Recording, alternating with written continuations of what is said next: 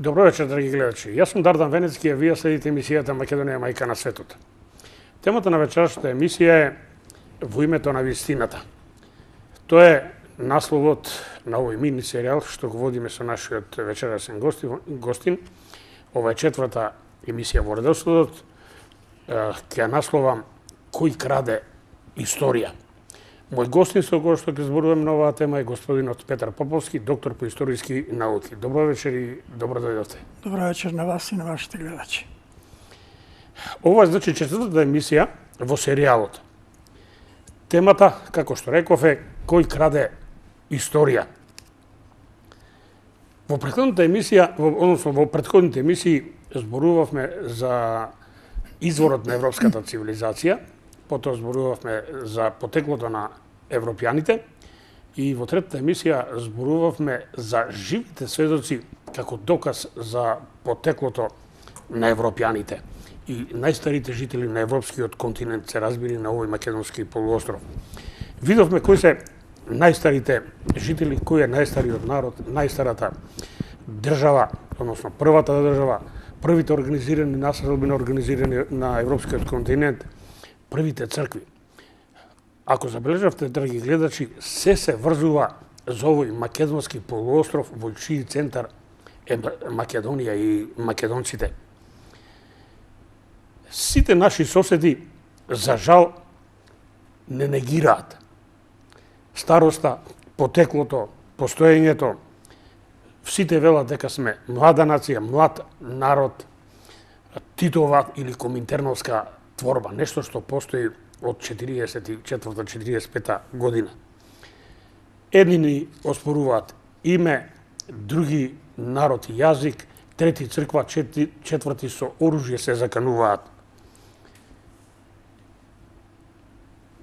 Да видиме во вечерасна емисија ќе се обидеме низ аргументи кои господинот Петар Поповски ги презентира во своите повеќе томни изданија, има преку 20.000 страници напишано на темата Древна Македонија. Ќе се обидиме да кажеме кои се нашиве соседи, нивното потекло, да видиме кој лаже и кој краде. Господин Поповски, ќе ве замолам редоследно во вечерашна емисија за секој од нашиве соседи да кажете понешто за нивното потекло, настанокот на нивните држави и нивните корени. Па преку тоа ќе видиме кој лаже и кој краде. Историјата не учи дека народ, нација или етничка група која што нема своја историја, нема свое богато минато и нема свое културно наследство, посегнува по туѓата историја. Македонскиот народ ја имал таа проклета судбина што сите нејзини соседи на еден најбезобзирен начин ја крадат нејзината богата историја, култура и цивилизација. Оваа појава и тенденција во некои научни средини се смета дека е природна, бидејќи секој народ, дури најмала нација, се стреми со оглед на неговиот вроден сензибилитет, се стреми да се представи себе си пред своите соседи и особено пред светот со своја богата историја, култура и традиција, макар таа била дури и туѓа. Оттаму може да се каже дека нашите соседи не само што ја присвојуваат нашата историја, култура, јазикот, писмото и сите други цивилизацијски вредности, се обидуваат дури да се поистоветат и со древните антички македонци. Тоа би било прифатливо, се разбира, доколку постои и најмала антропоморфолошка и генеалошка врска на тие ентитети. Меѓутоа, кога се работи за посебни инородни народи, за посебни инородни нации и раси, како што е, например, древномакедонскиот народ и арапскиот народ, би представувал својвиден апсурд. Во историската наука, ова што е објективната наука, бидејќи имаме необјективна наука, древните македонци се третираат како потомци на древните пелазги, како носители на првиот јазик на нашата планета, додека арапите се припадници на црната раса кои немаат ништо општо и заедничко ниту со јазикот, ниту со писмото. Ако ние ја проследиме историската литература, например, на нашите соседи, ќе видиме дека целата таа литература историска е градена исклучиво врз настани личности од изворната историја на македонскиот народ. Сите тие соседи себе си се представуваат како првородени на овие простори. Како, например, под името Грци, под името Срби, Бугари, Албанци и така натаму. Значи, тоа е тенденција кај нив да се представат себе си тука пред светот, дека со нив почнал животот на овој полуостров. Меѓутоа, ако ја земеме предвид објективната историска наука, се добива сосема друг заклучок и впечаток. Например, до 1878 година, односно до Берлинскиот конгрес, на Македонскиот полуостров не се познати држави под името Србија, Бугарија, Албанија и Грција. Тука постојат држави под името Мореја, Македонија, Рашка, Зета. Да. Рашка, Зета, се разбира. И Паристрија. Значи, ја немаме Бугарија, туку Паристрија. По прв пат се јавува во 1878 година тоа име. А ние зборуваме денес за бугарски царства 12, 14 и така натаму. Значи, видите како тие наши соседи го лажат светот со нешто што воопшто не може да се средне во историската наука.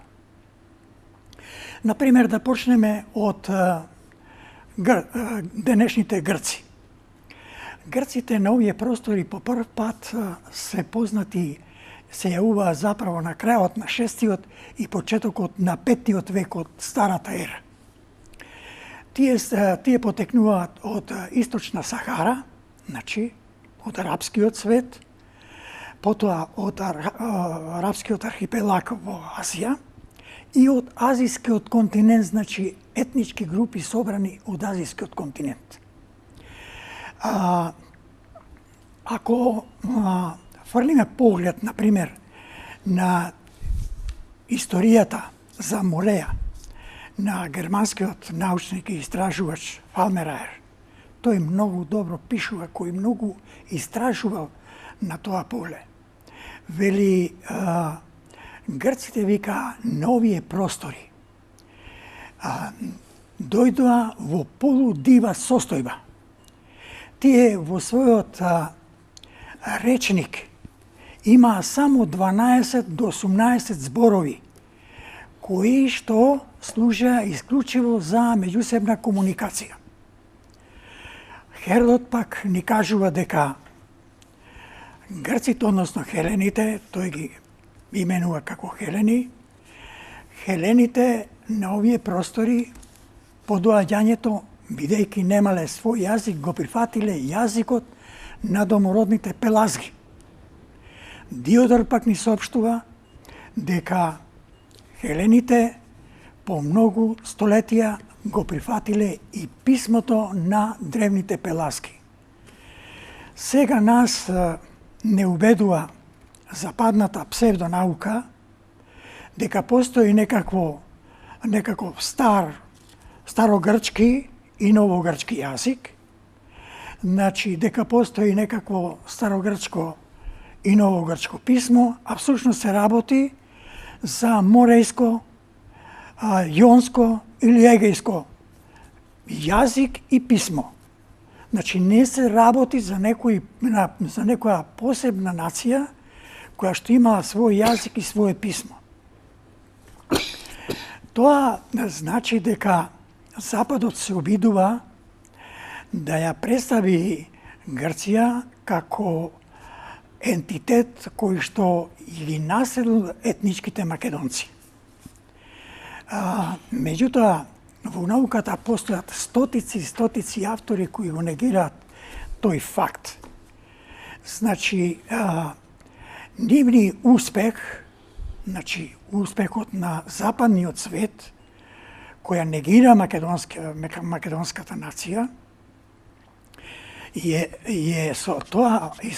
постигнат со тоа што успеал името грчко да го наметнат и на домородната популација. Значи, на потомците на пеласките, односно на древните македонци на овие простори. Како би можела грчката мешавина од разни националности да ја представи во светот како наследник на древните антички македонци. Тоа е основното што Западот успеал да го постигне, меѓутоа го постигнал со лага. Светот, например, не знае дека се работи за ентитет од сосема други етнички групи надвор од европскиот континент. И според тоа, таа хипотеза која упорно се пласира во светот и за кои се напишани илјадници томови книги, значи е безвредна со оглед на тоа што се работи за една популација која што веќе се негира од самите домородни маси во Грција.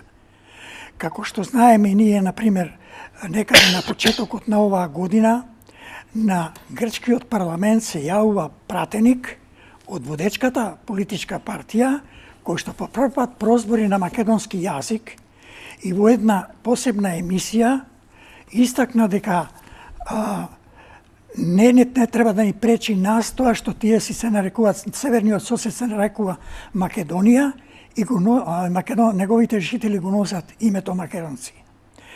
На големата манифестација што беше, односно протест во Костур по повод Преспанскиот договор, се виде тука дека една просветена маса што водеше напред, која извикуваше гласно: ние не сме грци, што значи дека кај грчкиот народ, оној што е заправо грцизиран, веќе се буди совеста за себеосознавање.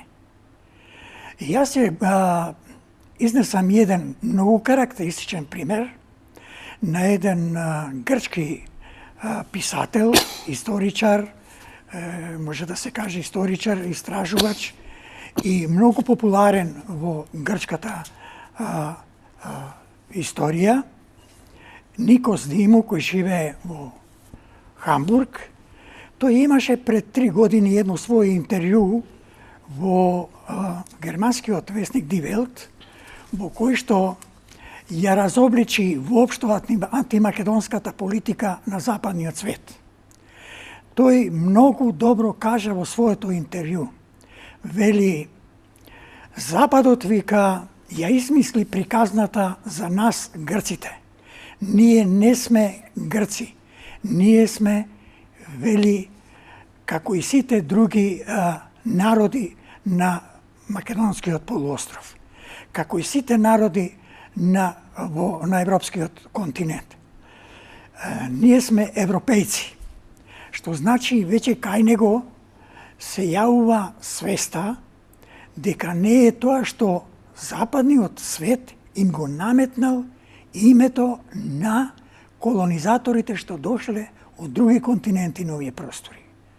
Што значи дека и самиот тој како, мислам, образовна личност веќе се осознал себе си и вели многу мои сограѓани, вика, во Грција ќе ме нападнат со оглед на тоа што имаат фанатизиран однос кон тоа прашање, меѓутоа ќе дојде денот кога и тие ќе ја сватат мојот повик дека не се грци, дека му припаѓаат на друг род кој што е првороден на овие европски простори.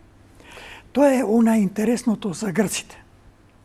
Меѓутоа, ако се еме за бугарите, например. Пред да прејдеме на бугарите, да, сакам да го потврдам ова што го вие имате, што го кажавте за нив.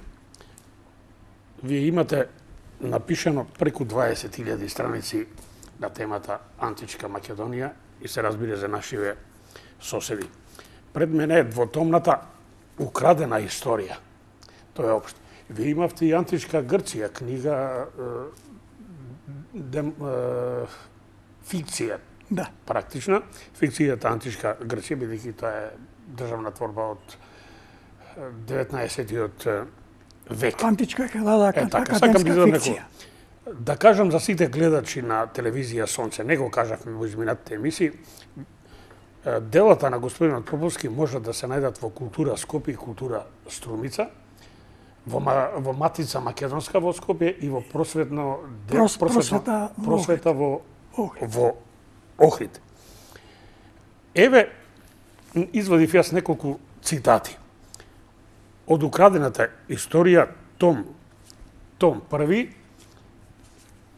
ќе прочитам на страна 195, да видите, господин Поповски, какви цитати има, кој сака да се запознае. Ние можеме 3 дена и 3 ноќи да зборуваме, вистината за Македонија и за нашите соседи не можеме да испрезентираме. Значи, постојат, лага е дека ние не знаеме кои биле античките македонци, потеклото, јазикот, така натака. Документи постојат, него треба некој да ги чита и да сака да ги чита. Кај нас очигледно не сака да ги чита. Еве го цитатот на страна 195. Цитатот е од Херман Киндер и Вернер Хилгеман, тоа се германски научници од 19-тиот век. Негде живеат и работат во средината на 19-тиот и втората половина од 19-тиот век. Да не ги прецизираме. Што велат овие германски автори? Вели, овој Хомеров македонски јазик се зборувал и постојано се развивал во модерен јазик, ширејќи и употребувајќи засебен дијелект од кој подосна настанале, цитирам, рускиот, полскиот, хрватскиот, српскиот, чешкиот, словачкиот, бугарскиот и другите јазици, денес познати како словенски јазици, засновани врз македонскиот. Гледате колку убаво. Значи, Хомеровите епиви сосема јасно не припаѓаат на хелинте. Еве уште еден цитат од книгата на господинот Поповски. На страна 359 од Едмонд Бушие, Париз, 1922 година. Македонците, вели, се оспорувана раса која себе си не се поистоветува ниту со бугарите, ниту со србите. Македонскиот проблем не постои ниту од денес, ниту од вчера. Македонија и македонците за себе имаат долго минато, но тие нема да престанат да ја загрижуваат Европа. Ако Македонија остане таква каква што е сега, затворено поле, но отворено за надпреварување на трите соседни раси, грчката, српската, бугарската, последната неизбежно ќе победи. Бугаризмот е најопасен по македонското население. Грците велат дека Македонија ја населуваат словенски варвари, дека нив ги организирала и воспитувала Грчката империја, а Грчката црква ги преобразила. Народот за кој станува збор јасно се разликува од трите други. Тој има национална свест и национален живот кој се разликува од сите други. Прашајте го селанецот од околината на острово или на Битола што е. Во 90% од случаите ќе ви одговори Македон. Еве што велат западни автори. Или два многу куси цитати од вториот е од истата книга Украдена историја на страна 345. Тоа е од античкиот автор Елиен. Вели, јазикот на кој биле напишени Илијадата и Одисејата им припаѓале на илирските бриги, сродни на дарданците од фамилијата на древните пелазги. Од времето на Пизистрат до денешната официјална верзија, која е направена во Александрија, 3 век пред нашата ера, вметнати се многу хеленски доработки во Илијада. Заради ова, Платон во своето дело Република го моли Хомер за прошка што се избришени многу места во Илијадата, што на некој начин ги повреди чувствата на многу хелени, поради извинувањето на Платон, се разбира. Ова дава јасна представа дека Хомер за Платон не бил хелен. И последниот цитат, еве што вели Јосиф Лави, еврејски антички историчар. Моите следувања покажаа дека старите хеленски историчари пишувале по нарачка од своите господари. Често изнесувале неточни и контрадикторни податоци, се напаѓале еден со друг и сето тоа го правеле без никаков срам. А пак Ламартин, Парис 1859 година, запишал грците ги изопачувале дури и имијата на владетелите и војсководците со кои војувале. Тие на се му давале хеленски изглед. Не само на оние од соседството, туку дури и на војсководците во Индија и Персија. Еве, драги гледачи, кој краде. Дали е доволно ова за грците? Само познос на... Ова што го прочитавте, значи од овие автори се работи за автори кои не седеле во кабинет, пишувале приказни, не го истражувале, туку истражувале. Сега, ќе прочитам еден цитат од Тукидите. Тукидите атињани, еден од најголемите војсководци, автор е на книгата Пелопонеските војни, 5 век пред нашата ера. Што вели тој за хелените? Во 5-та глава читаме на страна 15. Вели, хелените во основа биле пирати. Не само што не се срамувале дека се пирати, туку и се горделе. Најголем срам за нив било да работат. Еве за каква цивилизација, еве на што ја темели денеска Европа својата култура. Еве зошто Западот е воено-профитерски настроен. Практично во модерни робови го претвори целиот свет. Денес живеат од воено-профитерство, ќе ви направат војна, а после војната доаѓаат да градат, кога ја ги спасители, а во основа, погледајте, после тие војни каде завршуваат телекомите, нафтените компании, електростопанствата, банките, поштите, рудниците, се во нивни раце. Гледајте колку се перфидни, гледајте на каква култура и традиција ја темелат оваа сопствената денешта. Истото ќе го прочитате дека и модерниот автор Роберт Фласелер, немаме време да ги цитираме. Ајде сега да видиме нешто за нашиве источни соседи. Почнавте. Пред да одговорам на тоа прашање, би сакал да вака на вашите гледачи да им кажам како го добиле името грците. Например, нивното прво име било Греј. Тоа е древномакедонски, значи името им го ставиле домородните пелазги. Така, староседалци на овој тоа е древномакедонски збор, што значи дојденци.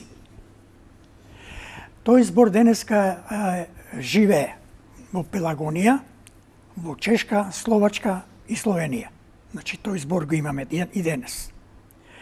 А Хелени го има добиено по областа Хелда. На крајот од 19. век, модифицирана во Хелада, пошто го добиваат името Хелени го добиле уште тогаш, меѓутоа Хелада го добива на крајот од 19. век. И тогаш е првата И уште држава, нешто, не? значи, например, кога пред 2,5 милениума, кога го прашале Филип II Македонски, кои се грците, што се грците, тој одговори, па грците, вика, не се ниеден никаков народ, вика. Тие се, вика, една мешавина од разни гении и робови. Со таа реченица е кажано се. Инаку, што се однесува за нашите источни соседи, веднаш да кажеме дека целата историја, например, на Паристрија, денешна Бугарија, значи е градена... Во превод Подунавска земја. Подунавска земја, бидејќи Прадунава во првиот почеток е... Или Парадунавон, така е. Да. Прадунавон, вие како што Прадунава вели. или прва Дунава. Подунавска, Поддунавска Значи, и така. Имаме, значи, целата историја на Бугарија е градена исклучиво врз основите и изворите на македонската историја. Значи, таму немате ништо вие, нешто да се нарече од некоја националност која постоела на тие простори, а да има некој забележлив настан или личност. Значи, тие имале некаде околу 18 ханови и тој во хановскиот период, значи немале ни еден настан што може да се забележи во историјата. Таа Парадунава или Паристрија била формирана некаде на крајот на 7. век, кога од Западна Азија дошла една мешавина од разни племенски групи, од туркмени, татари, монголи, черкези и така натаму. Значи, тоа била мешавина од разни други националности, кои основале една општествена организација која во прво време ја нарекле Парадунава. А после подоцна веќе ја добива Паристрија. Паристрија трае, значи, како име на таа држава, до 1878 година, до Берлинскиот конгрес. До тогаш немаме ние и држава која се викала Бугарија. Значи, тоа е историски факт. А се друго што е градено денес во бугарската историја е од македонската изворна историја. Например, тие ги присвоја браќата Кирил и Методи, ги присвоја Климент и Наум, потоа го присвоја само или неговото царство, што нема никаква врска. Потоа ги присвоја сите македонски дејци од минатото, се што беше врзано со културата на македонскиот народ. Тие го присвоја Илинденското востание, што беше чисто македонско. И јас сакам да открием една вистина овдека, која што, например, се прави една фама во јавноста, во историјата воопшто. Тоа име Илинденско востание било познато како име на организаторите на востанието, дека требало да се крене на Илинден. Меѓутоа, најголемиот национален празник на македонците од најдревни времиња. Меѓутоа, ако се проследи светската историја, светската историска наука или литература, ќе се види дека тоа востание не е илинденско, туку Македонска револуција. Значи, востанието носи наслов Македонска револуција. Тоа може да се види во многу пишани извори, значи во многу томови, напишани како од исток, така и од запад, и во сиот тогашен печат што бил за време на Илинденското востание. Значи, го имаме како Македонска револуција. И уште еден момент. Турската империја за време на Илинденското востание испраќа протоколарно писмо до големите сили во кои ги моли да не се мешаат во тоа прашање. прва реагира Германија со свој демарш, во кој што, замислете, во кој што вели Турската империја ќе се докаже дека е империја кога ќе ја уништи Македонската револуција и македонскиот народ. Замислете. Значи, целта е на Германија да не постои македонски народ, да не постои македонска нација. Тоа се историски факти кои треба да го знае македонскиот народ. Дека светската, западната наука се служи со многу невистини, со многу лаги и со многу тенденции за уништување на македонската нација. Што се однесува, например, за српската нација, ние со србите сме... Заврши се за бугарите? Да. Не, имаше нешто да прашам за нив. Ки ми простите. Да. Најмногу се кршат копјата сега околу црквата и околу Самуиловата држава. Да. Кој беше Самуил? Против кого крена восстание? И како името на неговата држава? Самуил, ја скажав во претходната емисија, дека потекнува од селото Герман на Преспанското езеро, значи чисто крвен македонец. А не ерменец. Не е ерменец, го израелец и така натаму. Значи, Што не му западната историографија се настојува да може да создаде една збрка во историската наука како би можела да се распродаде историјата на македонскиот народ. Тој никогаш себе си не се нарекол бугарин. Видите, постои една многу интересна сторија за соработката меѓу, зашто биле современици Василий II Македонски и цар Самуил. Значи, никогаш меѓу тие две... зашто се викала, например, зашто не се викала Македонија државата на Самуил, кога тој владее сушност со Централна Македонија? Затоа што постоела Македонија. Постоела Македонија со центар Константинопол. А неговата држава била нарекувана Склавинија, како и сите други земји во кои што живело словенско население. Значи, Самуиловата држава го носела името Склавинија, не го носела Бугарија, зашто не постоело во тоа време името Бугарија. Значи, кажав дека тоа е веќе дури во 19. век. Што значи дека се што е правено во врска со Самуиловата држава е фалсификат. И овде се прави една се протежира една тенденција да се утврди дека Василий II ги ослепил своите сонародници македонци и му ги испратил на Самуил за да може да завладее со неговата територија. Тоа не е никаква вистина.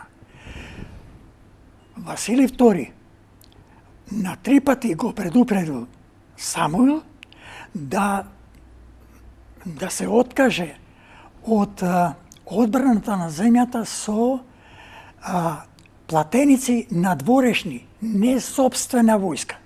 Значи, немал тој собствена војска. Имал платеници татари. Затоа постои една голема сторија, што би можела да се направи посебна емисија за тоа, зашто Василий II ги ослепел тие 15.000 војници на цар Самуил. Цар Самуил бил предупреден. Василий му кажал, или ќе се откажеш од наемна војска, или ќе останеш без војска. И затоа тој му уништил војската. Тоа е во врска со... А името? Зошто не е Македонија? Кога е на територијата? Името затоа што во тоа време постоело средновековно македонско царство со престолнина Константинопол, каде што бил император Василий II Македонски. Кога е применувано во Византија?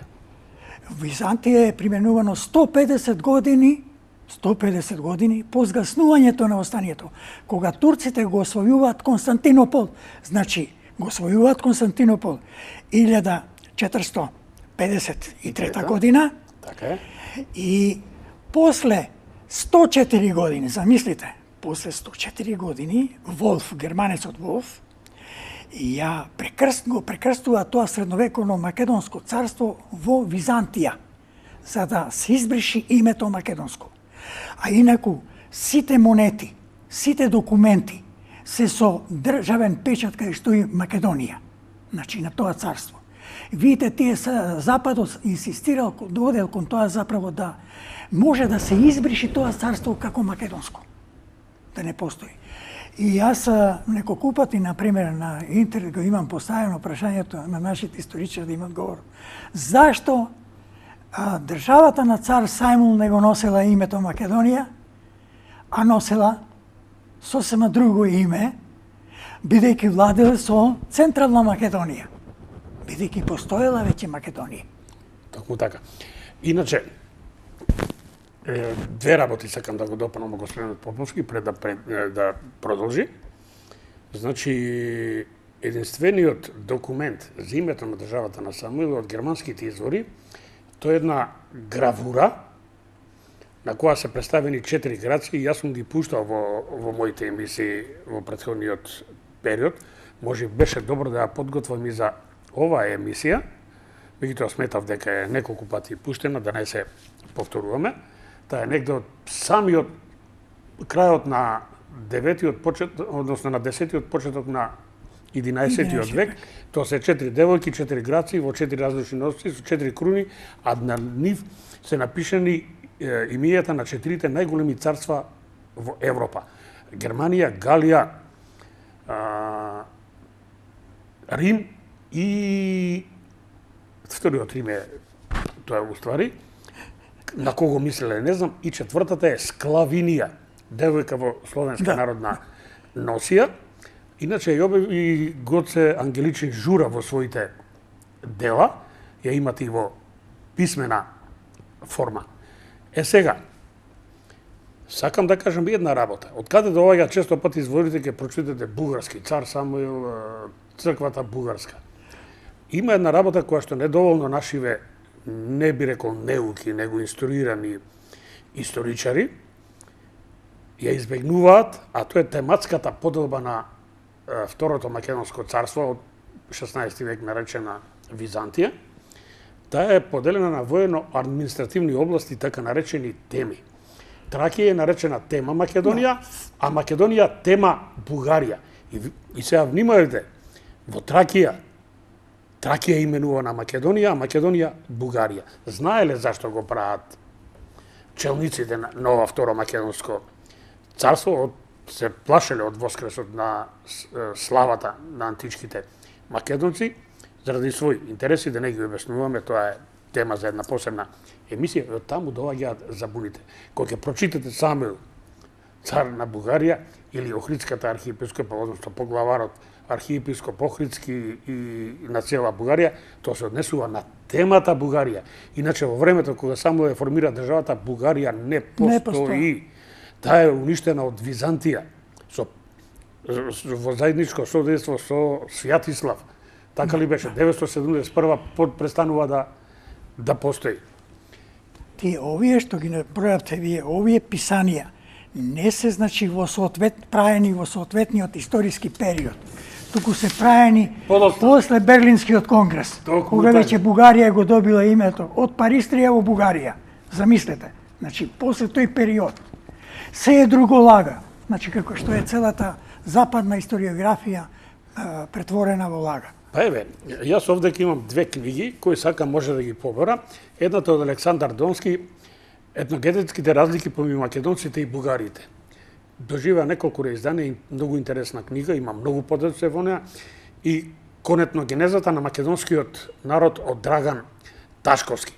Има милион податоци. Можеме 3 емисии само за овие две книги да направиме.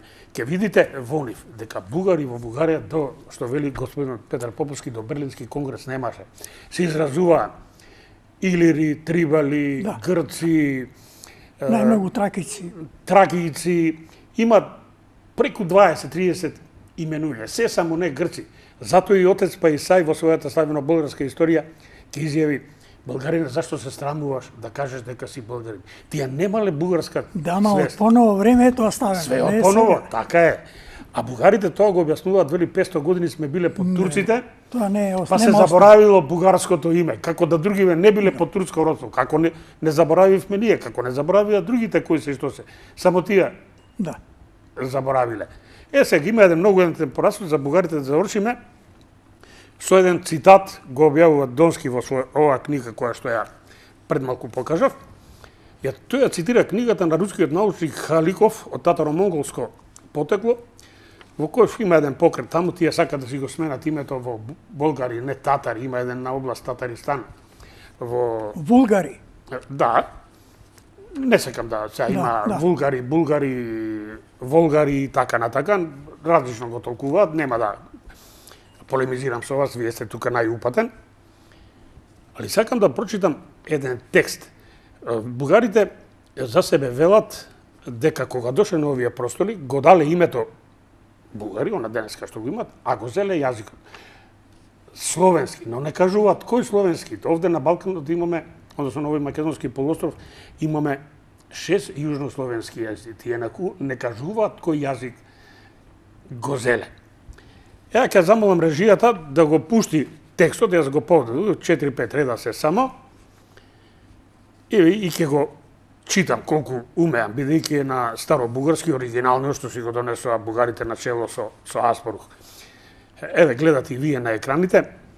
15, хм 16, Гсренин, Беренче, Јартиси, Казанлари, Узларен, Болгаријан, Дип, Пертуна, Тулап, Ук, Устен, Кургензер, па понатаму, Казан, Татараси, Хм,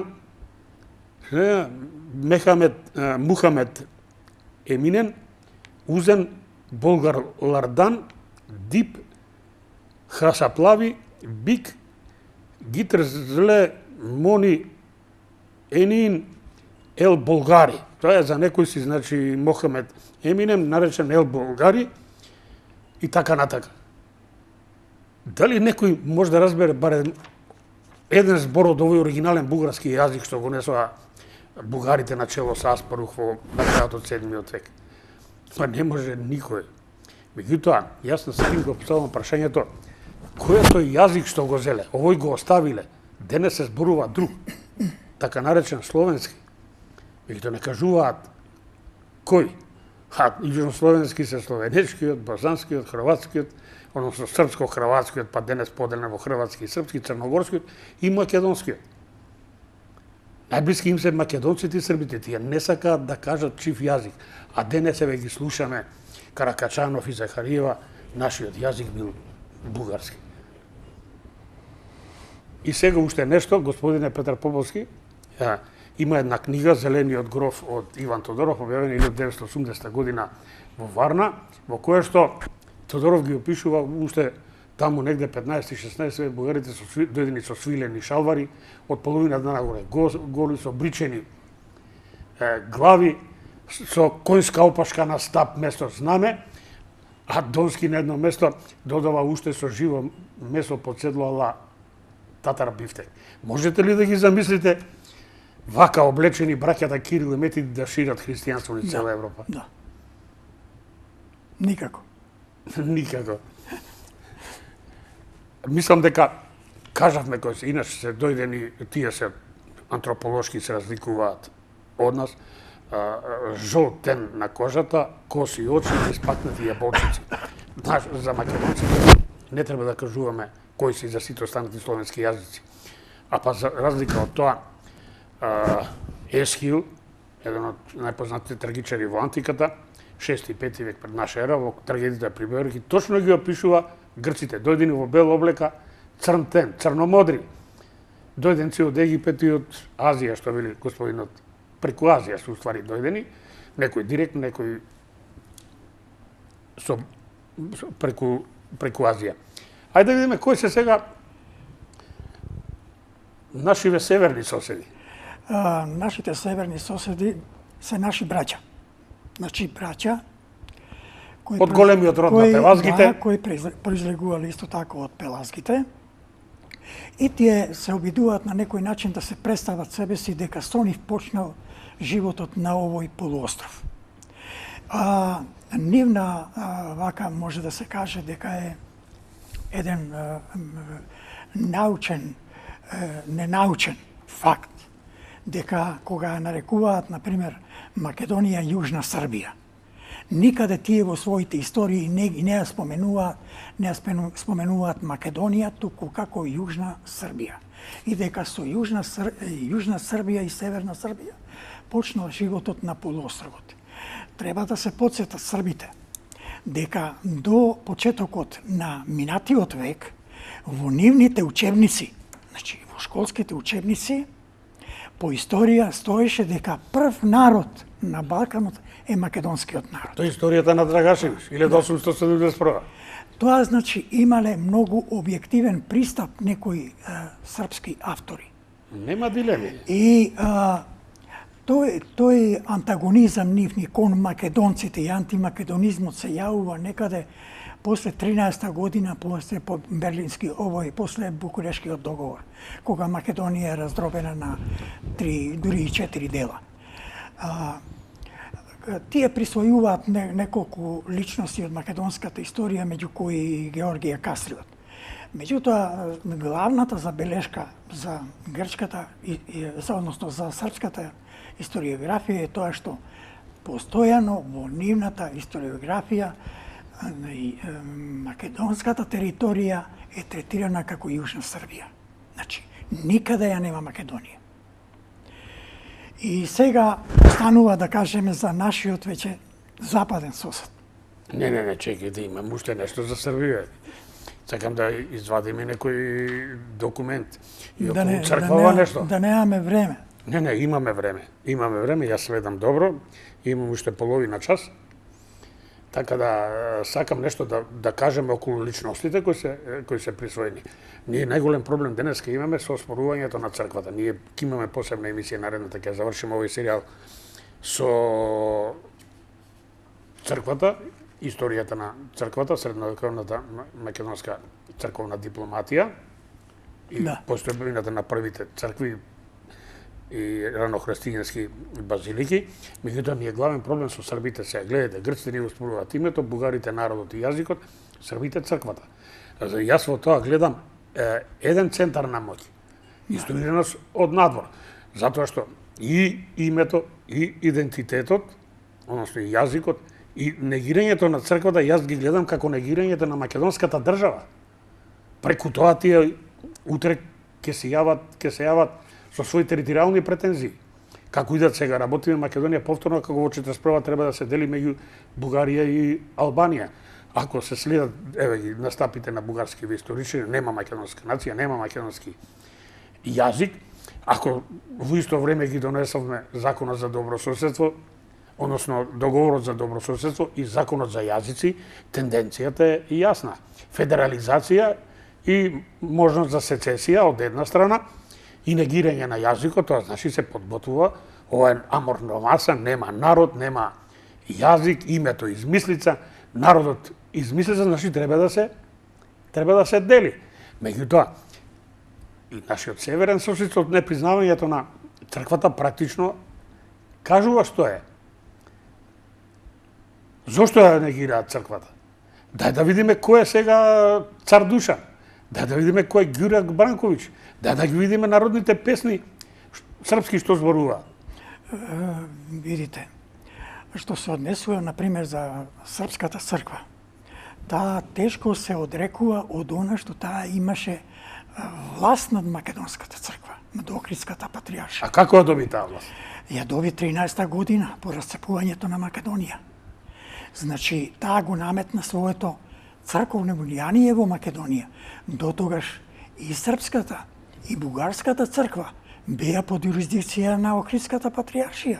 Тоа не треба да го заборават.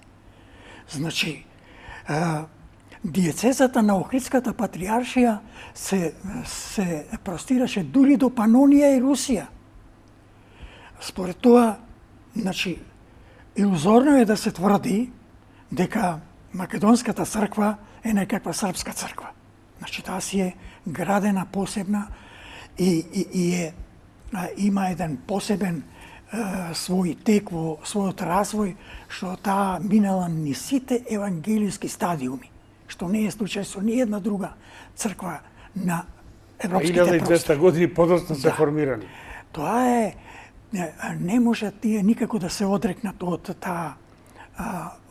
позицијата што е имала под времето додека Србија... Првата српска црква е од 1219. Со Македонија. И јас ќе ви кажам... Како е настаната? Јас ќе ви кажам еден пример, например, таму 76 година, кога се обнови Охридската црква. Јас имав прилика да разговарам со покојниот Лазар Кулишевски. Му велам зошто тогаш, кога се обновуваше Охридската патриаршија, викам, вие се согласивте да биде тоа архиепископија. Зашто не патриаршија? Таа од секогаш била патриаршија. Да, вели. Јас бев, вика, 4 пати кај другарот Тито. И му реков, Тито, сега е моментот да Македонската црква си го добие своето вистинско лице. А Тито, одговорот на Тито бил, Лазаре, стрпи се, и тоа прашање ќе го решиме. Меѓутоа, тоа минало. Така, како архиепископија. Грешка на нашите црковни големодостојници е што досега тие не одржаа голем црковно-народен собор, на кој би го вратиле тоа име што го заслужува како патриаршија, прва на европските простори. Прва црква е апостол Павле, само тука ја направи црква, не ја направи ни во Србија, ни во Грција, ни во Бугарија. Иначе српската црква е одвоена од Охридската. Од Охридската, јасно. 1219, Свети Сава. Да. И Охридскиот патриарх врли. Да, само еден краток период. Да, анатема. До 28-та година. По 28-та година. И кога ја купија зиле до милиони и 500. Не 28-та година од минатиот век, туку од тој 13 век. Да. Што значи, еве, например, не случајно, Стефан Душан дошол да се крониса во Скопје. Од Охридскиот патриарх Николај I. Значи, тука дошол и тој има во својата Хрисовула напишано. Сега ќе ја пуштиме. Благочестива го и Христолюбива го македонского цара Стефана. Ќе замолам режијата да пушти. Тоа не случајно е напишано во таа Хрисовула на Стефан Душан. Првата ќе замолам од двете фотографии во боја, од времето на цар Душан, од неговото кронисување. Ова што го вие цитиравте, на старословенски запишано е како македонски цар Душан и автократор на србите, арванасите, уговласите, хрватите, бугарите и гиредисите, така? Да, сите гиреди. И втората фотографија ќе ја замолам режијата. Тоа е законикот на царот Душан, се смета за еден од најстарите граѓански законици на Европа. Мислам дека после германскиот е најстар во Европа. И таму стои македонскога цара Душана законик, кој разбира старословенски, може јасно да го прочита на вашите екрани. Иначе овие документи ги откри прв чехот Јозеф Шафарич, чех ли е или е пољак, не ме држите за збор, ги објави на просторите на поранешна Југославија, односно на Краљевина Југославија, Љуба Стојановиќ, академик на Српска кралска академија, во една своја книга Стари српски записи и надписи 1905 година. Значи, ова не се фотографии од некој македонски националист. Ова се документи откриени од чешките автори, потврдени од академикот на Српската кралска академија Љуба Стојановиќ. Копија има, меѓу другото, и во Скопје, во универзитетската библиотека. Секој тоа може да го провери. Значи, цар Душан е крунисан во Скопје како македонски цар, а законикот му е на македонскиот цар Душан законик. Там си пишува. Еве корпус македонского цара Стефана. Втора, еве сега ќе го надополнам Петар Поповски, Винкови тези за 1937 година во која во има објавена една збирка на српски јуначки песни во Белград, значи 1937, има една песна за Кајица војвода, во која што Ѓурак Бранковиќ, цар со седиште во Смедерево, себе се именува како македонски цар. Да. И сега да не ја цитирам, што не цитирам повеќе пати. Зашто е тоа така? Еве потврда за она што го зборуваше господинот Петар, дека од Берлинскиот конгрес се модерните имиња на денешните наши соседи. Пред тоа имаше Зета и Рашка. А денес, внимавајте, Српската црква одвоена 1219 во времето на Свети Сава, од Охридската, а сега сме ние, нашата црква треба да биде српска. Така е, да. Мислам дека е доволно и за Србиве, еве ги видовме кои се што се. Да. И што ќе ни кажете за нашиот западен сосед, вие сте од Западна Македонија. Прво кажете ни од каде сте вие по потекло, за да како вовет Јас сум во темата. од Западна Македонија. Мојот род го носи, мојот древен род го носи името Жунгуловци. Потекнува од село Жунгула во горното течение на реката Дрим. Значи, од таму се дојдени моите далечни предци. А во Денешна Албанија. денешна Албанија, да. И многумина жители од селата во Западна Македонија се оттаму. Се оттаму. Како сте дојдени тука? Тоа се е после смртта на Ѓорѓе Кастриот, кога турските војски навлегли на таа територија. Значи, од тогаш почнува тоа раселувањето на тоа население од тие простори. Значи, имаме случаи, односно цели родови, кои се сели, например, во Турција, во Украина, во Бугарија, целата околина на Варна се македонци. Или, например, во Русија, во Белорусија, исто така во Австрија имаме доста население од тој дел на Македонскиот полуостров. Значи, се случило тоа веднаш после смртта на Ѓорѓе Кастриот. Инаку, кај македонскиот народ грешно се именуваат нашите овде така наречени албанци. Ја велам така наречени, бидејќи на европскиот континент не постои нација по име Албанија. Значи, такво нешто нема. Тоа е, еве веќе и австриците во последно време, австриската наука се јавува во последно време и ги демантира тие работи, кои што вели дека Австрија го наметна името Албанија. Значи, за да создаде една посебна нација која ќе може со неа да манипулира на македонскиот полуостров. Тоа се со, например, доселеници од Азија, никако со домородно население. Сега, овие што се тука албанци на македонските етнички простори сега тука, се нарекувани шиптари. Тие не се шиптари. Шиптарите се му припаѓаат на истото родословно дрво како и македонскиот народ. Шиптарите се во потекло од Шкотска, поранешна Скитија. Тие се дојдени за време на крстоносните војни, прво во Италија, преку Белгија, во Италија. Во Тоскана. Во Тоскана, каде што го добиле своето име Тоски. Па и денес има Тоски во Албанија. Да, ама многу слабо во Македонија. Ние немаме многу Тоски во Македонија. И тоа е цивилизиран свет. И што е многу важно, ја населувале дел од Далмација, Црногорското приморје, денешна Албанија, потоа Тесалија и Епир. Значи, тука се шиптарите на тие простори. Ти практично сакате да кажете истиот род со староседелците македонци. Со староседелците македонци, да. Па зошто се навредуваат од тие овој назив? Тоа е погрешно што ги нарекуваат шиптари. Но овие не се шиптари и не реагираат, бидејќи не се шиптари. Не видите овие што се некои на стадиони кога се јават шиптари. Тие не се шиптари. Тие се всушност геги, мирдити, печенези, курди, татари, Монголи, тоа се една тие се мешавина. малцинство. Тоа се мешавина од разни националности. Доселени во времето на Турската империја. Меѓутоа носат заедничко име геги.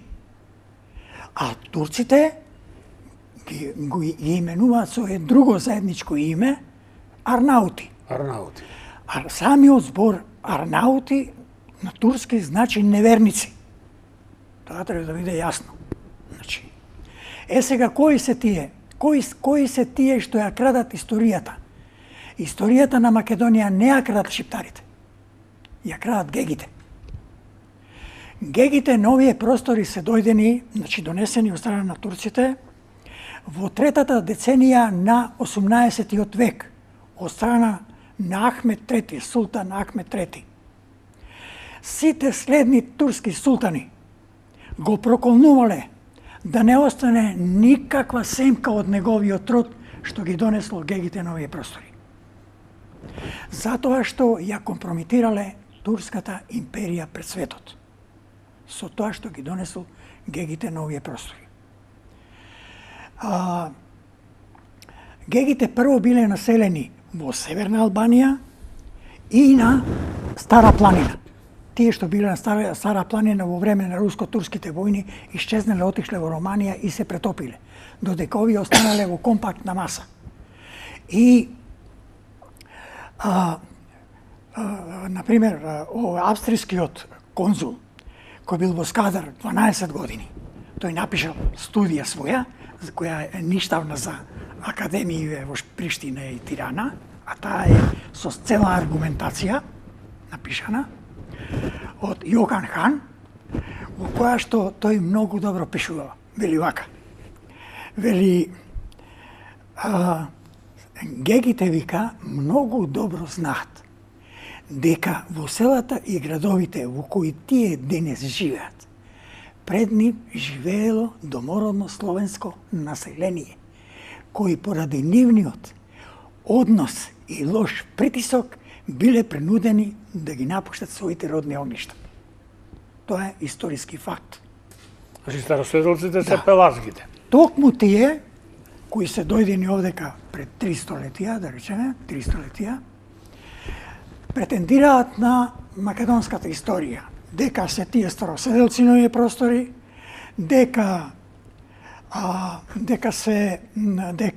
Скопје било некогаш гекско, дека македонците тука се дојденци, дека Георгија Кастриот е гек, турците биле арнаутен и значи е преземена целата историја и со името го преземаат Илири.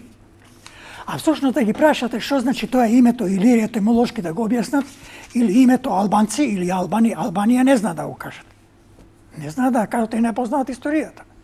Значи, тоа е едно насилство извршено и една кражба врз историјата на Македонија, и тоа од доселеници дојдени од друг континент, кои немаат врска со европските народи. Например, ако земете вие да прочитате разни студии за нив што се пишувани своевремено од одделни автори, оние од Запад, кои денеска многу полагаат на гегите, ќе видите некаде пишува вака: за нас, вика, се многу поблиски бедуините, вика, во Африка, одошто, вика, гегите во Северна Албанија. Значи, тоа кажува дека се тие дојденци на овие простори. Нивното потекло е од Индија, Западна Индија. И како што се движеле кон овие простори, значи кон Запад, така со себе ги прибирале сите други етнички групи и создале еден конгломерат од разни националности. Од земјачко име геги. Да. И тие се толку представени се како многу агресивни, ама кога? Кога знаат дека зад нив стои некој што ги штити. А ако, вика, тоа е заклучок на стотици автори, што го проучувале нивниот ген, тие, вика, националности, ако зад нив не стои никој што може да ги подржува, тие се помали од памучно зрно. Значи, се плашат. Меѓутоа, кога некој стои зад нив со моќ, со сила, тие вели се поголеми од него. Како што денес стои. Да, како што тоа денес се случува. Што значи дека кражбата се разбира да се прави ако постои например исти ген и да се работи за постара или помлада нација, разбирам. Меѓутоа, да се присвојува историја на еден најстар народ, а дојдене од сосема друг континент, тоа не може да се замисли во историската наука. Еве сега, ако привршивте, ова е двотомната книга на господинот Петар Поповски, Крвавото досие. Вкупно 1700 страници. Кој сака може да ја земе. Има илјадници податоци за голготите што ги има доживено домородното пелазгиско население од генот на венетите во 6 век преминувани во Словени. Најчесто тоа се македонците, се бидејќи цел македонски полуостров, кој сака може ги има, кажавме каде ги има, може да се запозна. Иначе може да зборува 3 дени и 3 ноќи. Они велат дека се илири. Меѓутоа, во изминатите емисии, вие презентиравте овие 20.000 страници напишани материјали што ги имате, дека илирите се од македонски истори, тракиски истори. Тие се венети, словени.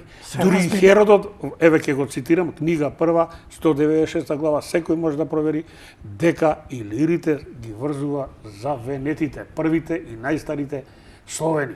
Како се тие? Не ќе да чујат за словени, а се декларираат како илири. Како е тоа возможно? И да ни кажете само уште една збор, за да завршиме со нашите западни соседи, за Ѓорѓија Кастриот, како најекспонираната личност, кој тие денес го славате, како свој му направива споменик на площадот Скендербек, како е доден до Скендер? Скендер ли е тој или изворното име како му е, него и на неговата фамилија? Само во неколку реченици, за да можеме да финишираме. Кај сите народи, сите народи кои произлезле од пелазгите биле илири. Зашто? Затоа што биле поклонници на богот Ил. Сонцето. Значи, на богот на сонцето. И тие затоа се викале илири. А името Албанија е једрено-македонски збор Албана, што значи планина. Планина, токму така.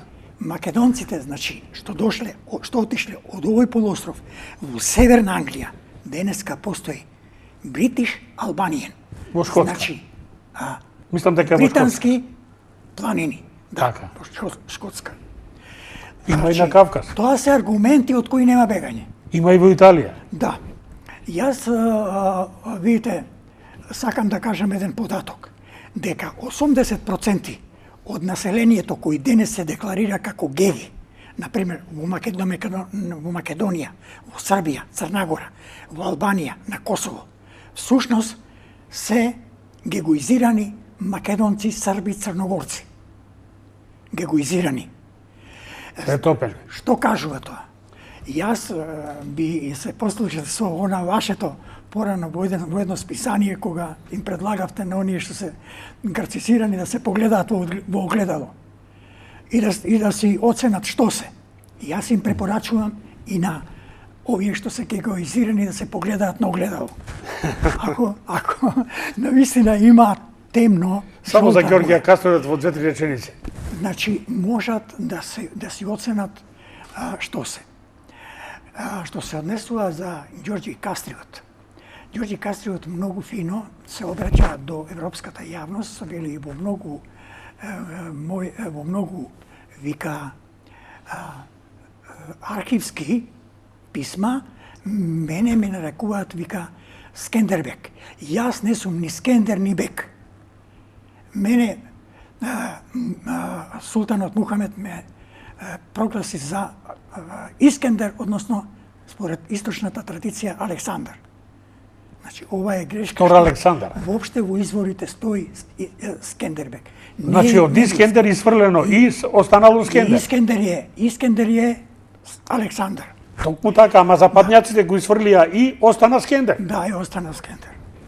Сега, можно ли е, неговиот гроб е најден во вашите книги, прочитав, во градот Леска, денесен Во Леш, градот Леска, во црквата Свети Никола. Во Свети Никола. Да. Како тоа е еден скендер уште и бек да биде закопан во соборната црква во Не можело Свети Никола? Било во православната вера. Не можело да биде и целиот негов род се разбира биле христијани. И интересна една работа кога турците го освоиле, например, горе градот Леска, денешен Леш, и кога поминала војската турска да му направи чест на Ѓорѓија Кастриот. Замислете. Турската војска предводена од своите војсководци поминала покрај гробот на Ѓорѓија Кастриот да се поклонат сите пред гробот на Кастриот.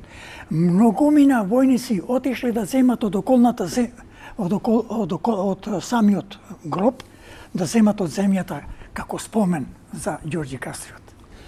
Ајде да завршиме со вие имавте едно интересно кажање за Фелмера и неговите излагања 1852 година на конференција во Минхен. Да. Нешто и за бугарите во времето на Тодор Живков, па да завршуваме. Видите, Фелмер во својата книга Историја на Мореја ја кажува целата вистина за така наречените грци, етнички грци, зборуваме за таа мешавина. Кои се, што се, сето тоа го опишува. Во 1852 година во Минхен се одржува еден голем научен собир на кој главен говорник требало да биде Фелмер.